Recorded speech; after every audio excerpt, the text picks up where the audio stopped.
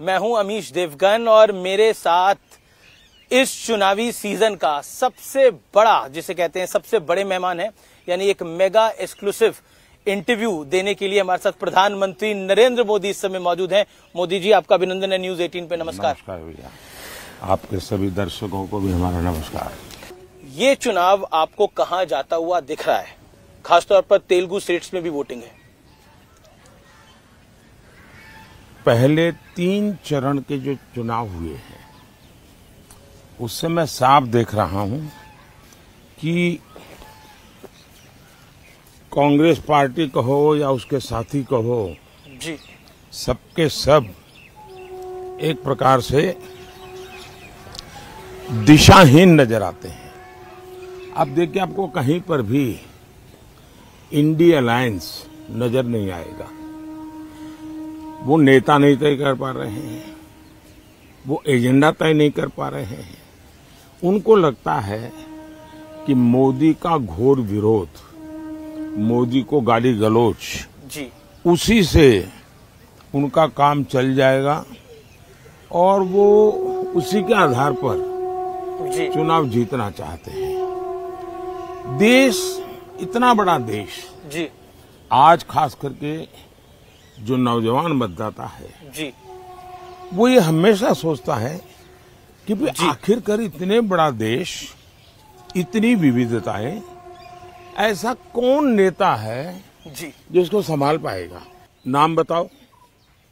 INDI alliance के लोग नाम नहीं बता पा रहे हैं और वो कहते हैं बाद में, फिर इतना भी कहते हैं कि भाई, अभी एक मैंने कहीं अखबार में पढ़ा, वो एक ऐसी फॉर्मूला ला रहे हैं जी, जिस फॉर्मूला में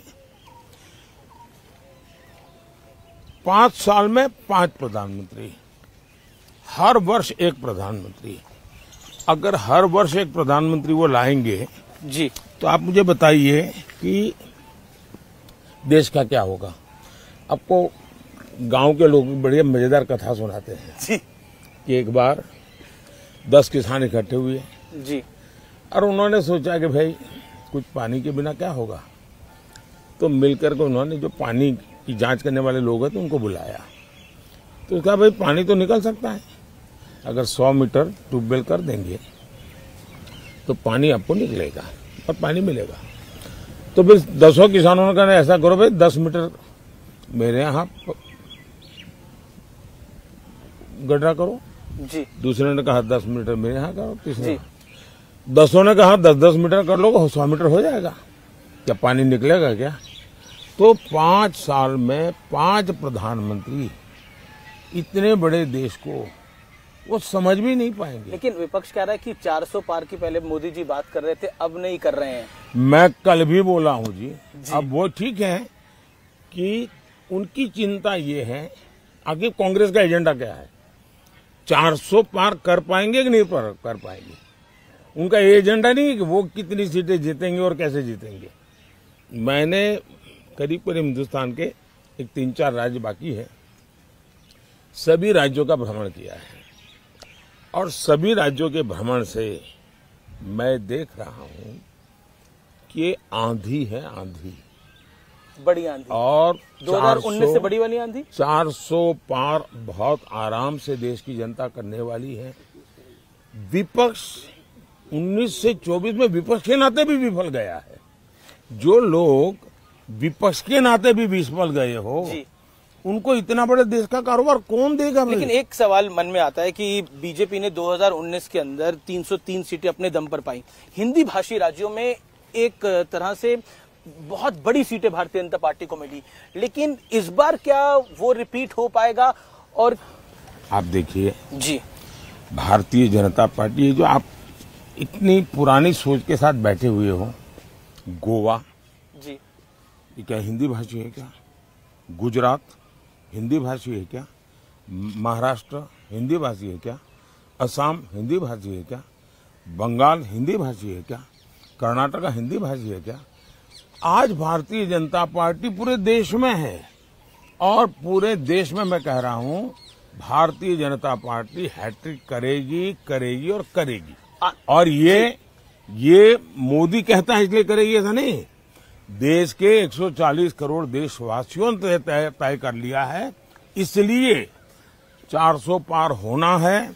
और भारतीय जनता पार्टी भी अपने सारे रिकॉर्ड तोड़ेगी और एनडीए भी अपने सारे रिकॉर्ड तोड़ेगी। तेलुगु स्टेट्स में आपको क्या लगता है? आंध्रा में, तेलंगाना, आंध्र एंड तेलंगाना जी, इस चुनाव में साउथ सबसे बड़ा सरप्राइज देगा। केरल, तमिलनाडु, पुडुचेरी, कर्नाटका, आंध्र, तेलंगाना, विपक्ष को भी साउथ से उम्मीद है बहुत ज्यादा। सभी में ऐतिहासिक परिवर्तन आपको नजर आएगा और बहुत बड़ी सिद्धि जी भारतीय जनता पार्टी और एनडीए के पक्ष में रहेगी जी। ये बिल्कुल साफ नजर आता है। और मैं मानता हूं जी कि तेलंगाना क्लीन स्वीप करेगा। जिन राज्यों में राज्यों के चुनाव है वहां भी जहां भारतीय जनता पार्टी है वो रिपीट करेगी, जहां एनडीए है वो नई सरकार बनेगी। और इसलिए इन सभी राज्यों में जी सरकार बनना तय है। आंध्र तेलंगाना में भी क्लीन स्वीप होने वाला है। एक मैं पूरे देश घूम रहा हूं चुनाव के लिए। एक चीज मैंने देखी, इस चुनाव में नैरेटिव बार बार बदले। पहले नैरेटिव आया रिजर्वेशन का, फिर आया नैरेटिव की बीजेपी के लीडर्स के फेक वीडियो चलाए गए। नैरेटिव बार बार बदल रहे हैं, कैसे देखते हैं आप इसको? इसको आप नैरेटिव नहीं कह सकते हैं। चुनाव का नैरेटिव एक ही है और वो है फिर से एक बार मोदी सरकार। जी, चुनाव मोदी का फैक्टर है इस चुनाव का। चुनाव का नैरेटिव एक ही है, अब की बार 400 पार। नैरेटिव वही है, लेकिन एक नैरेटिव जो लोग हताश हैं, निराश हैं, जो मुद्दों की तलाश में हैं, जी, उनके लिए बार बार वो खोज रहे हैं कैसे टिके, कैसे लोगों के बीच में रहे। इसलिए उनको ये खेल करना पड़ रहा है, लेकिन वो नीचे तक लोगों को बात पहुंचा नहीं पा रहे हैं। लेकिन उत्तर से दक्षिण तक, पूरब से पश्चिम तक एक नैरेटिव है मोदी जी, और ये हमारा एनालिसिस है, वो है नरेंद्र मोदी। मोदी एक नैरेटिव है। इस पर आप क्या कहना चाहते हैं? आप पर बहुत बड़ा एक प्रेशर है कि आप अपनी तीसरी टर्म में वापस आए। मेरे पर कोई प्रेशर नहीं है जी। देश की जनता का प्यार, यही मेरी बहुत बड़ी शक्ति है जी। देश की जनता के आशीर्वाद यही बहुत बड़ी पूंजी है।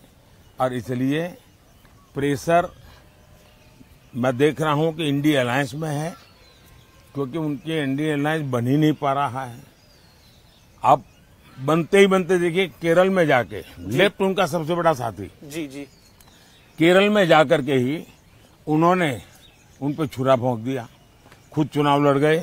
और मैंने पूरे चुनाव में सबसे तीखी आलोचना, सबसे तीखी भाषा जी, अगर मैंने कहीं सुनी है तो वो मैंने वायनाड की सीट पे सुनी है।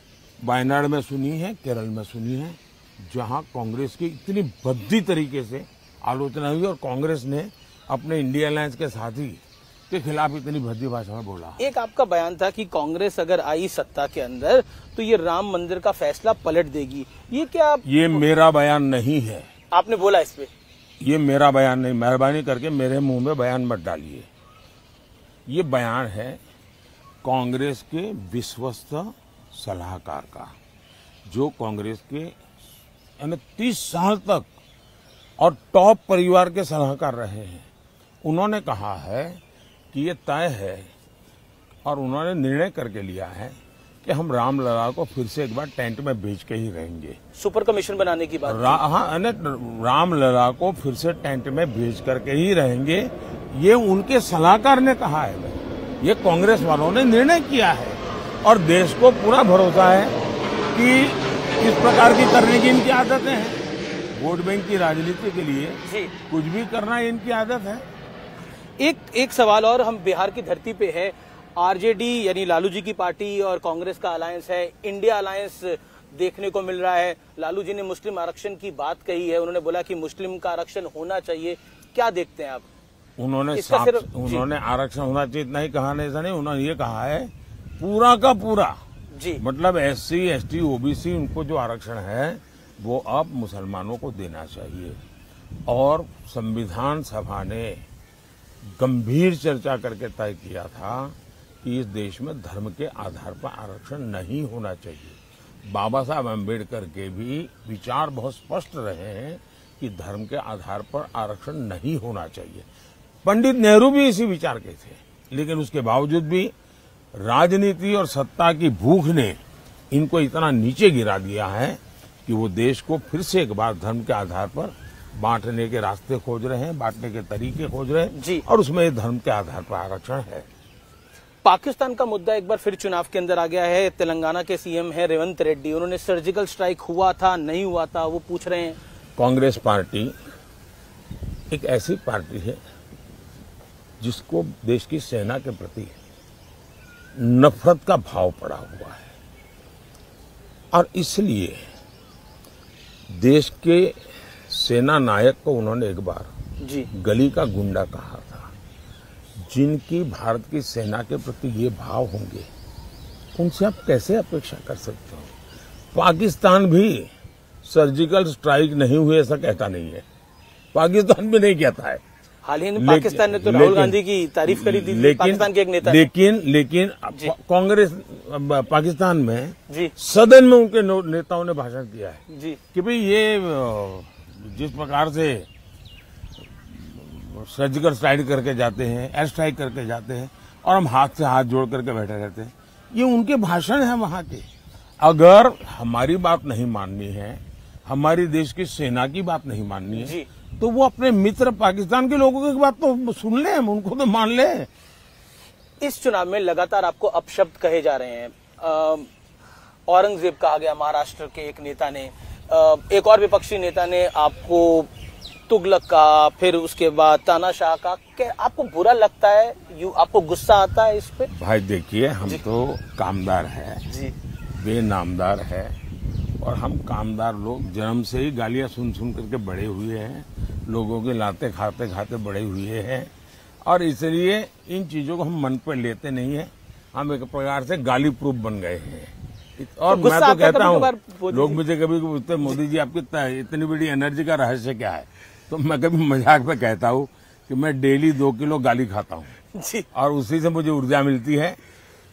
देखिए, मेरी एक बहुत पुरानी कविता है, मुझे अभी याद तो नहीं है जी। लेकिन उस कविता का भाव ये था जी कि मुझे जो पत्थर फेंकते हैं, मैं उन्हीं पत्थरों से पक्षी बना देता हूं और मैं उसी से ऊपर चढ़ जाता हूं। और दूसरा मैं कहता हूं कि जितनी गंद उछालेंगे, जितना कीचड़ उछालेंगे जी, कमल उतना ही ज्यादा खिलेगा। एक सवाल आखिरी ये है कि माताओं बहनों का आपसे एक विशेष लगाव है। कल हम बंगाल का वीडियो देख रहे थे, उस बंगाल के वीडियो के अंदर महिलाएं, मतलब उनके आंखों में आंसू आ रहे हैं। एक इमोशनल कनेक्ट जो है, इसको प्रधानमंत्री जी आप किस तरह से देखते हैं? क्योंकि ये बहुत बड़ा इमोशनल कनेक्ट है। मेहरबानी करके जी, इन माताओं बहनों का जो आशीर्वाद है, इसको राजनीति के तराजू से मत तोलिए। ये एक भावात्मक विषय है और मैं मानता हूं कि मेरे देश का कल्याण करने के लिए मेरी मातृशक्ति को एम्पावर करना चाहिए, स्त्री शक्ति को एम्पावर करना चाहिए, नारी शक्ति को बढ़ावा देना चाहिए। तो मैं एक बड़ी श्रद्धा से, एक पूजा भाव से काम कर रहा हूँ। कृपा करके इसको राजनीति के तराजू से मत तोलिए। और मैं चाहता हूँ मैं वैसा ही पूरे भक्ति भाव से इस देश की माताओं की सेवा करूँ, इस देनों की बहनों की सेवा करूँ, इस देश की बेटियों की सेवा करूँ। यूथ वोटर को, जो फर्स्ट टाइम वोटर है, उसको आपका मैसेज क्या होगा प्रधानमंत्री मोदी? मेरा उनके लिए कोई मैसेज नहीं है। मुझे तो देश के युवा का मैसेज चाहिए। मैं देश के युवाओं की इच्छा आकांक्षा के अनुसार चलना चाहता हूं। फर्स्ट टाइम वोटर क्यों वोट करे? मैं फर्स्ट टाइम वोटर की इच्छा अनुसार देश बनाना चाहता हूं। हमने अभी जो 2047 का विजन बनाया, करीब 35 लाख नौजवानों से मैंने फीडबैक लिया है और मैं अभी 100 दिन का कार्यक्रम बनाया है जी। मैं अभी सोच रहा हूं कि मैं 125 दिन का बनाऊं और मैं 25 दिन जो है उसके लिए देश के युवाओं को पूछने वाला हूं। ये 25 दिन के लिए उनके क्या सुझाव है, कौन से काम मैं पहले करूं। तो मैं इस प्रकार से देश के युवकों को उनकी आशा आकांक्षा के अनुसार देश चला जेनजी जनरेशन आपसे पूछना चाहती है, आपका कोई बेस्ट फ्रेंड है? नरेंद्र मोदी का कोई बेस्ट फ्रेंड है? BFF, best friend for ever, मतलब क्या मतलब आपका कोई खास दोस्त है जिसके साथ आप दिल की बात करते हैं? ऐसा है, मैं देश के 140 करोड़ देशवासियों से दिल की ही बात करता हूँ जी। मैं तो जीता हूँ दिल के संबंधों से जी। बहुत बहुत धन्यवाद। धन्यवाद प्रधानमंत्री जी, आपने हमें समय दिया। और आप 100 से ज्यादा रैली और रोड शो कर चुके हैं, इतनी ऊर्जा आप कहां से लेकर आते हैं?